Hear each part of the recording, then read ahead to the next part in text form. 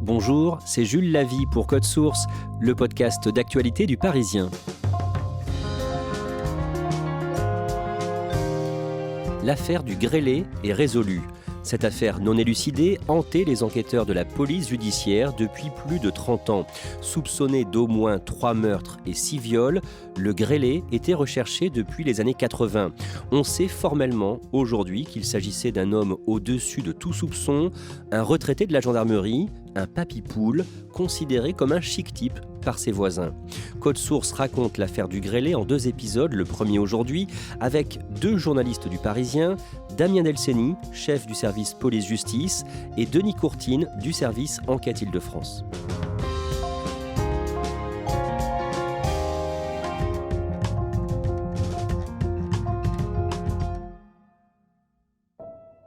Le jeudi 30 septembre, l'actualité est marquée par la condamnation de Nicolas Sarkozy à de la prison ferme dans le cadre de l'affaire Big Malion. Mais vous, Denis Courtine, ce jour-là, il y a une autre affaire qui vous occupe. Vous avez eu un tuyau sur un dossier important.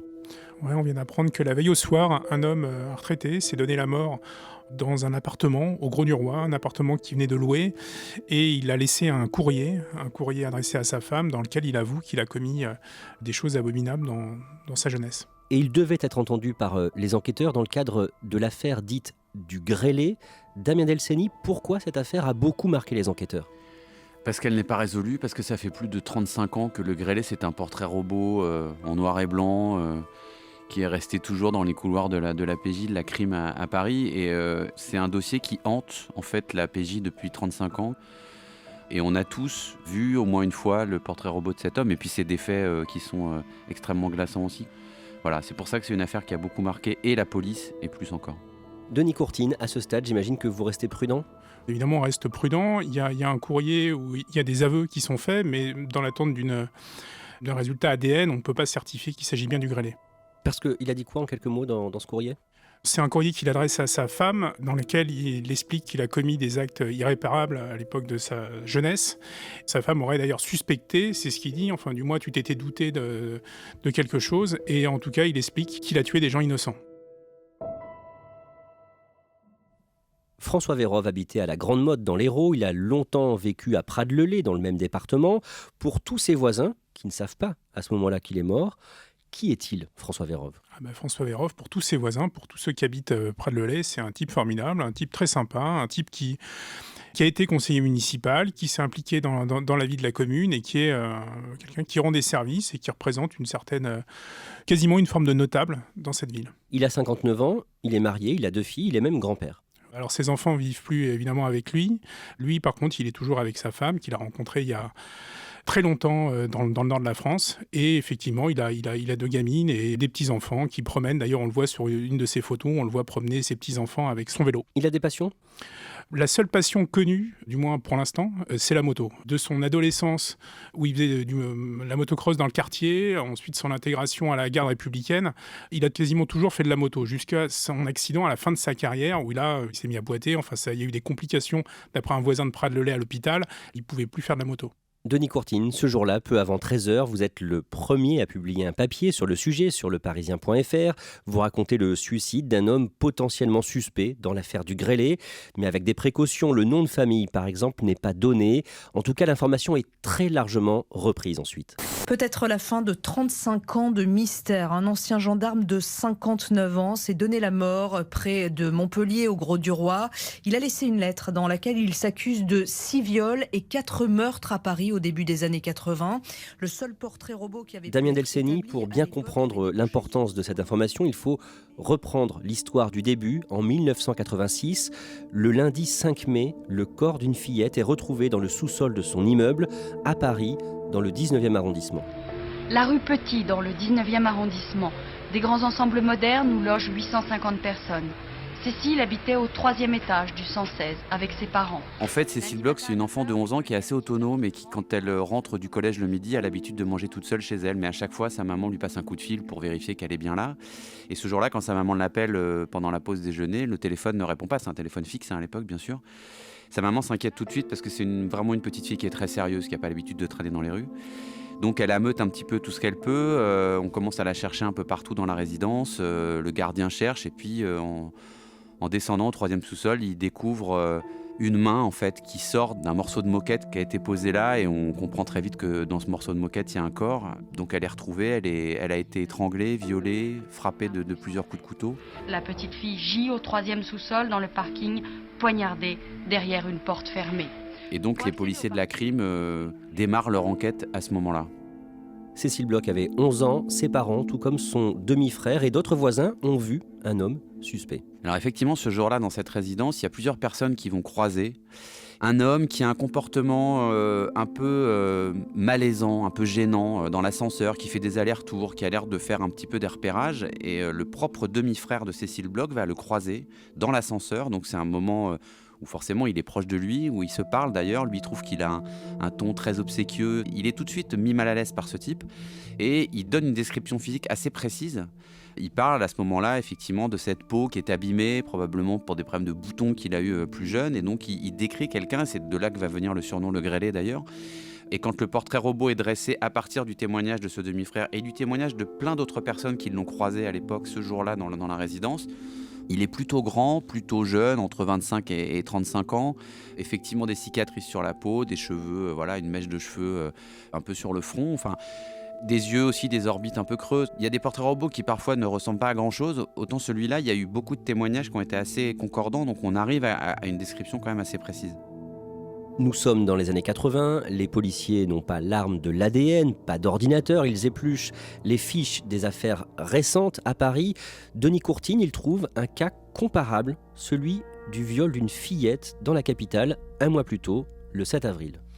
Oui, c'est la petite Sarah, donc les enquêteurs vont évidemment s'intéresser à ce viol. En fait, c'est une gamine qui habitait place Vénitie dans le 13e arrondissement, et c'est un peu le même mode opératoire que pour Cécile Bloch, c'est-à-dire qu'il monte dans un ascenseur, la petite Sarah, elle part à l'école, c'est le matin, il est un peu plus de 8 heures, et il la conduit jusqu'au sous-sol en fait, de l'immeuble, et là il la viole, et il la laisse pour morte dans le sous-sol.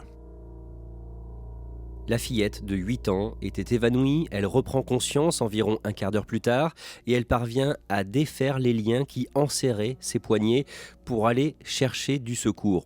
Plus tard, les enquêteurs de la PJ lui présentent le portrait robot du grêlé, dessiné après le meurtre de Cécile Bloch, et Sarah reconnaît son agresseur.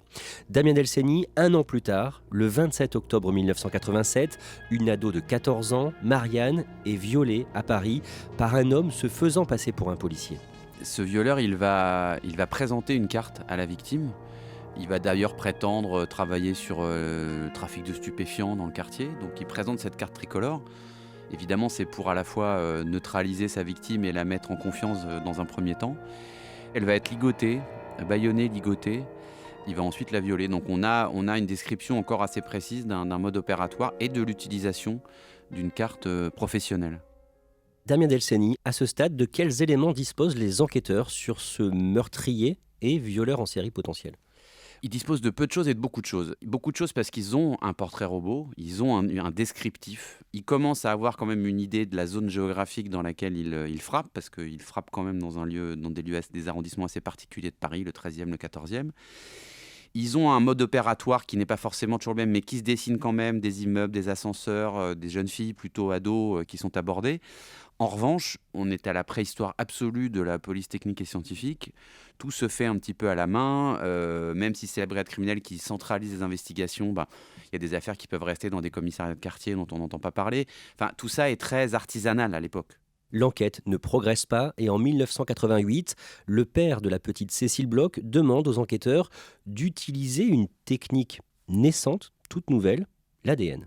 Oui, en fait, c'est le demi-frère de Cécile Bloch qui s'est documenté sur la question et qui a découvert les travaux d'un chercheur sur l'ADN. Et à l'époque, cette famille, elle est dans le chagrin, elle est dans la terreur. En même temps, il n'y a pas de réponse. L'enquête, elle n'avance pas, elle ne tire pas de piste sérieuse. L'ADN, c'est vraiment, c'est la fin des années 80, c'est de tout début de cette technique qui est d'ailleurs complètement en phase de test à ce moment-là. Mais on sent qu'il y a une volonté, en tout cas des parents évidemment et des proches, d'essayer d'obtenir quelque chose de ces progrès scientifiques. Mais voilà, les scènes de crime à l'époque, elles ne sont pas traitées tout à fait de la même manière. Ce qu'on sait à l'époque simplement du travail qui a été fait sur l'affaire Bloch, c'est qu'on a un groupe sanguin à partir du sperme. On sait que c'est le groupe A. Alors c'est une information, mais le groupe A c'est très répandu. Donc c'est pas une information en fait véritablement décisive dans le dossier. Les mois et les années passent, rien de concret, rien de tangible. En 1993, l'enquête sur le meurtre de Cécile Bloch est classée sans suite. Motif, auteur non identifié. L'année suivante, Denis Courtine, en 1994, le 29 juin, à Mitry-Mory, en Seine-et-Marne, une enfant de 11 ans, Ingrid, est enlevée. Ouais, elle est enlevée par le conducteur d'une voiture blanche qui l'enlève dans la rue, à Mitry-Mory, et qui la conduit très loin de là, dans la banlieue sud, jusqu'à Saclay, dans une ferme. Donc il lui montre des BD sadomaso, et il la viole sur place. Dans l'après-midi, l'homme part de la ferme à un moment, il dit qu'il va chercher à manger et qu'il va revenir. La fillette attend 5 minutes et s'enfuit. Aux gendarmes, elle raconte comment il l'avait fait monter dans sa voiture, il s'est fait passer pour un policier. Il lui a demandé ses papiers, elle n'en avait pas, il lui a dit « Je vais t'emmener au commissariat ». Ingrid donne aux enquêteurs une description précise de son agresseur et de sa voiture, une Volvo claire. Quelques mois plus tard, le mardi 25 octobre, les enquêteurs interpellent un suspect à Conches-sur-Gondouar, toujours en Seine-et-Marne, un certain Claude P. et Denis Courtine. Ils passent aux aveux. Alors Claude P, oui, c'est un homme de 36 ans. Il avait déjà été surpris il avait essayé d'embarquer à bord de son véhicule justement une voiture blanche, 2 jeunes filles, près de Mitry-Mory. Et donc forcément les policiers font le lien, ils le placent en garde à vue. Et lors de sa garde à vue, il passe aux aveux et dit « oui, effectivement, j'ai bien violé quelqu'un ». La petite Ingrid doit formellement identifier et reconnaître son agresseur. Pour l'aménager, les enquêteurs ne lui soumettent pas une photo de Claude P, mais 7 portraits robots. Ingrid s'arrête sur le dessin numéro 6. Ouais, sur le dessin numéro 6, donc c'est pas celui du suspect qui vient d'être placé en garde à vue, mais c'est celui de l'homme qui a violé la petite Marianne en 87. La juge en charge du dossier décide de comparer l'empreinte génétique du suspect, Claude P, avec celle extraite du sperme du violeur d'Ingrid qu'on a retrouvé sur la petite fille. La comparaison est négative. L'homme est donc innocenté et relâché malgré ses aveux. Damien Delceni, on le voit, la science de l'ADN progresse et au printemps 1996, l'enquête sur la mort de la première victime, Cécile Bloch, 11 ans, est rouverte. La juge d'instruction en charge du dossier demande au CHU de Nantes une expertise des traces de sperme présentes sur la moquette et les vêtements de la victime. On est 10 ans après la mort de Cécile Bloch, l'ADN a progressé, on peut maintenant extraire plus de choses, on peut révéler plus de choses. Donc effectivement, on relance l'enquête Bloch en se disant que peut-être avec les nouvelles armes scientifiques dont on dispose, on va enfin pouvoir aussi avoir cette carte d'identité génétique du violeur et du tueur de Cécile Bloch. Et c'est ce qui est trouvé. Et c'est ce qui est trouvé, on arrive enfin, 10 ans après, à avoir cette fameuse trace et à ne plus avoir juste un groupe sanguin ou quelques éléments un peu disparates. Là, on a la carte d'identité génétique du tueur. Et grâce à cette carte d'identité génétique, le 24 octobre 1996, le lien est fait entre plusieurs affaires du grêlé. On sait maintenant avec certitude scientifique que le grêlé est la même personne qui a violé Marianne, Sarah et qui a violé et tué Cécile Bloch. Des années plus tard, en 2000, juste avant Noël, le 21 décembre, une juge d'instruction qui a repris le dossier Cécile Bloch reçoit sa famille. Après cette rencontre, la magistrate ordonne à tous les laboratoires du pays de comparer systématiquement l'ADN du grêlé avec ceux dont ils disposent déjà. Et rapidement, le 9 janvier 2001, cette vérification donne un résultat qui stupéfie les enquêteurs. Suite et fin de ce podcast dans le prochain épisode de Code Source avec Damien Delceni et Denis Courtine du Parisien. Code Source est le podcast d'actualité du Parisien, disponible chaque soir de la semaine sur toutes les plateformes audio. Cet épisode a été produit par Thibault Lambert et Sarah Amni, réalisation Julien Moncouquiol. Si vous aimez Code Source, n'oubliez pas de vous abonner, de nous laisser des petites étoiles ou un commentaire sur votre application préférée et vous pouvez aussi nous écrire directement pour nous faire des retours. codesource@leparisien.fr.